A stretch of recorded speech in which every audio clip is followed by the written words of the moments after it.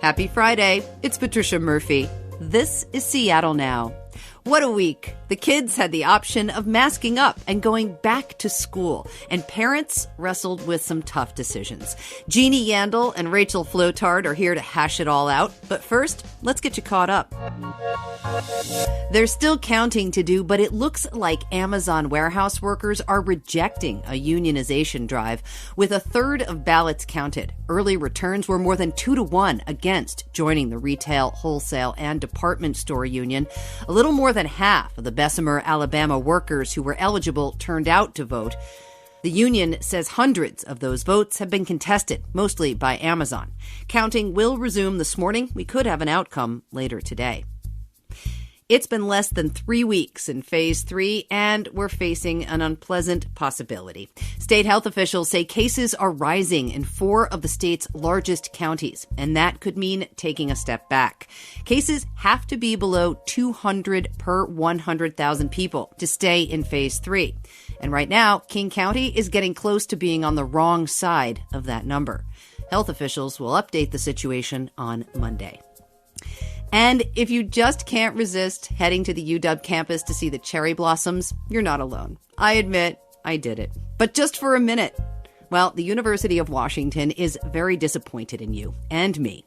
The UW says people are showing up, and some are shaking and climbing the 90-year-old trees to get photos. In a tweet, the UW asked people to stop, along with a reminder that it's best to enjoy the trees in your own neighborhood again this year. It's Friday again, and what a week. Easter candy is half price, and COVID vaccines are opening up to everyone over 16. Keep masking up, people, even if you're vaccinated, because we're going to be talking about a situation here in just a second. Jeannie Yandel's here. She's the co-host of Battle Tactics for Your Sexist Workplace. Jeannie, quick. Cowlitz County officials are warning that this event was to blame for a spike in COVID cases. What was the event?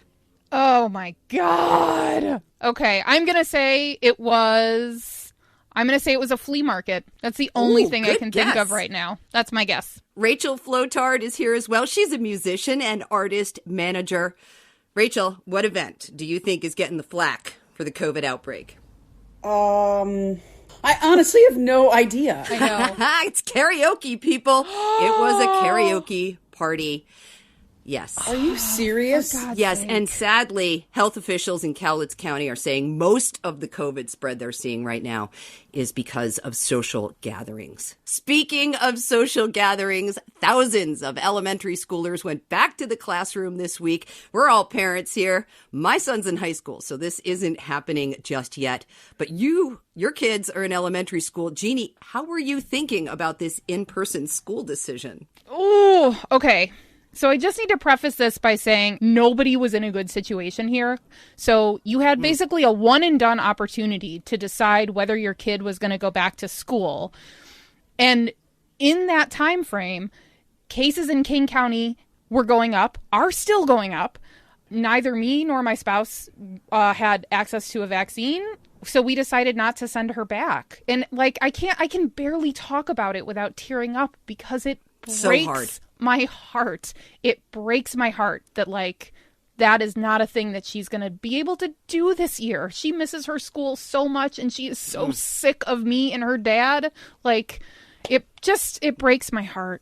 It breaks my heart. A lot of family time. And you're right, Jeannie, the decision, I got an email that said you basically have 2 days to figure out if this schedule is going to work for your family, and this is something you were going to do. Yeah. And tough decisions. You're right, because King County cases are going up. I don't envy any parent who has to make this decision right now, especially if your little one is telling you they want to go back to school. We just have, we're privileged enough that, I can work from home and so can my spouse, so it didn't feel like we absolutely had to do it. There are definitely people, friends of my daughters, their parents work in grocery stores. Those kids have got to go back.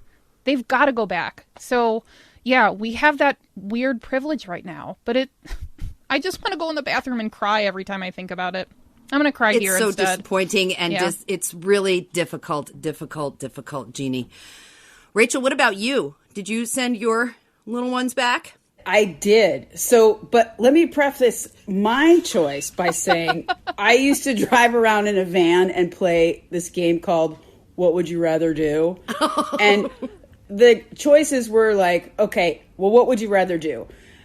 Have a 10-foot thumb or barbed wire hair? And this choice was exactly that.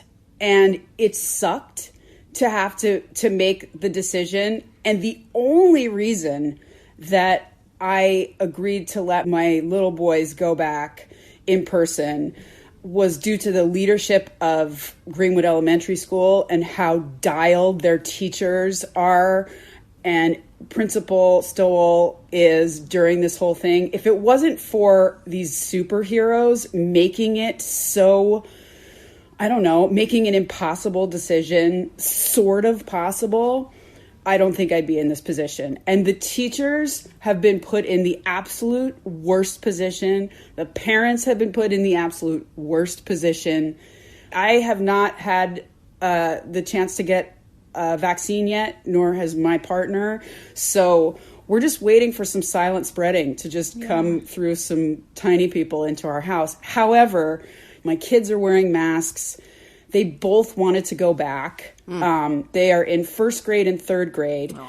And when asked, one didn't want to go out without the other. Aww. They were emphatic about it. And they're both nervous. They understand, but they're like, we're going to wear our masks. We're going to try it. Like, Mom, please let us go. Oh my gosh. I mean, my gosh. I don't know. I mean, I can't tell you if I made the right decision or not. I'll know once I'm getting the Rona. But but you know what it is? Actually, it's a really good chance for you to drive endlessly to a school and have 2 hours to be like, I guess I'll just sit here on the side of the road and contemplate, and then turn around and pick them up. The only upside is that maybe my kids get to feel slightly normal in a completely abnormal place. Yeah, for non-parents out there, Seattle Public Schools is currently offering a luxurious schedule of 2 hours. That's it. Yes. So all of the prep time to get out the door to be there at 8 o'clock, only to pick up at 10:45 a.m. Yeah. I can't stress the time management issue here. It just blows my mind. Yeah. It feels like daylight savings every morning. Oh my God. Yep.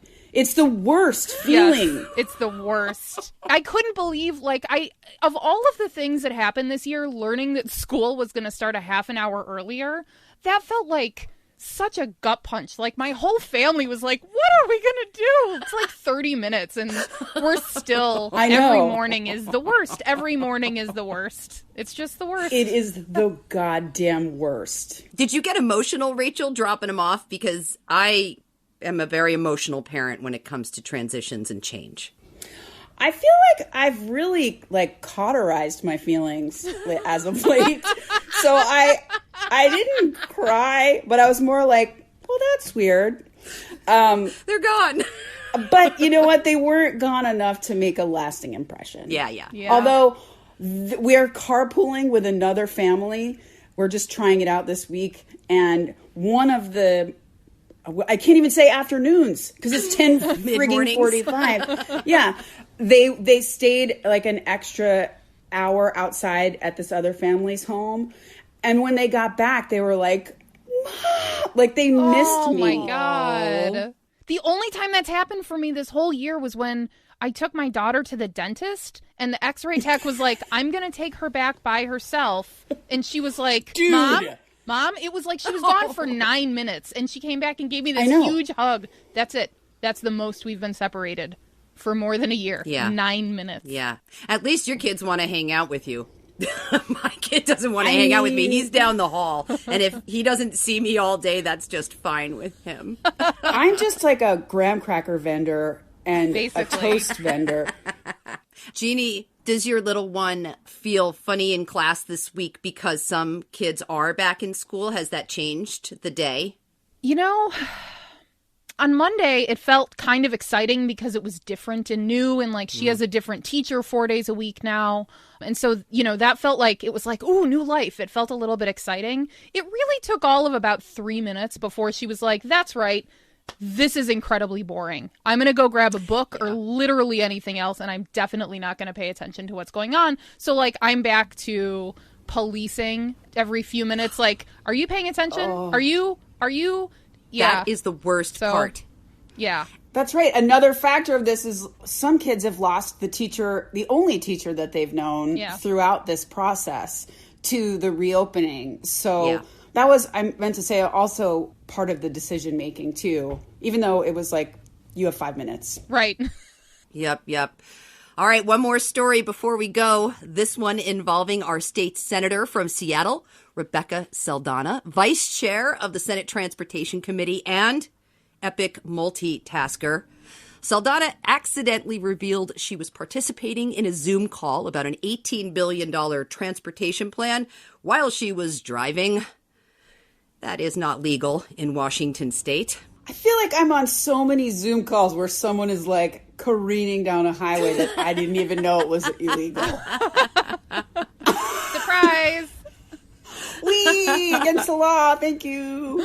Yeah, well, the Zoom background of the Capitol in Oly kept her cover for a little while. But then she was trying to make a point about the benefits of clean fuel. And she mentioned that she happened to be driving her old gas guzzler at the time.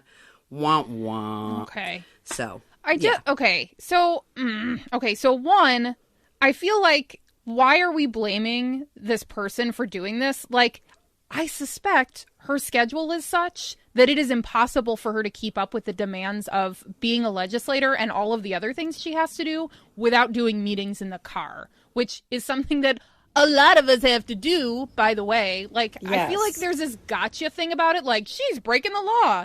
Also, she's probably being crushed by her life, just like so many of the rest of us. That is absolutely right. She is a working mom who was doing drop-off at the time. Yeah, and of course, what parent has not been forced to bend in extreme ways to make it all happen? Yeah, I kind of don't think it's that big of a deal. I have to be honest. I know that she broke a state law, but I'm not going to sit here judging her for it. No. Nope. There's so much worse things. Yeah, no. Well, Saldana took the high road. She apologized, says she's going to eat the ticket if she gets one. But I also agree with you. She is every working parent in this situation. No kidding. So wait, so the news story here is stressed out working parent gets caught, accepts consequences. That's it, right? Jeannie Yandel, ladies and gentlemen, summing it up right there. Okay. And that's where we're leaving it. That's our show for this week. Thanks again to my guests, Rachel Flotard, musician and artist manager, and Jeannie Yandel, co-host of Battle Tactics for Your Sexist Workplace. Thanks, you two. Mwah! Thank you very much. Thank you. Have a good weekend. Seattle Now is produced by Clare McGrane, Caroline Chamberlain Gomez, and Jason Pagano. Matt Jorgensen does our music. I'm Patricia Murphy. See you Monday.